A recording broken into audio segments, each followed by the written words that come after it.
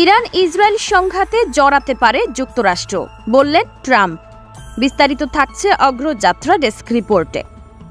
যুক্তরাষ্ট্র এই মুহূর্তে সংঘাতে জড়িত নয় বলে নিশ্চিত করার পর সংবাদ মাধ্যম এবিসি নিউজকে ডোনাল্ড ট্রাম্প বলেছেন এটা সম্ভব যে যুক্তরাষ্ট্র জড়িত হতে পারে। যদিও ইরান ইসরায়েল সংঘাতে যুক্তরাষ্ট্র কখন বা কিভাবে জড়াতে পারে সে বিষয়ে বিস্তারিত কিছু জানাননি মার্কিন প্রেসিডেন্ট।